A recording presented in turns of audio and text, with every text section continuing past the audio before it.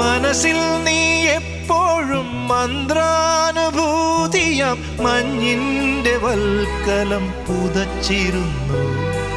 തുടിയായി ഞാൻ ഉണരുമ്പോൾ ഇടനെഞ്ചിൽ നീ എന്നും ഒരു രുദ്രതാളമായി ചേർന്നിരുന്നു.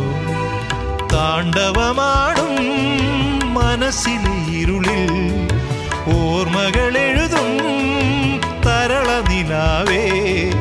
വിട പറയും പ്രിയ സഖിയുടെ മൗന നൊമ്പരങ്ങൾ അറിയൂ.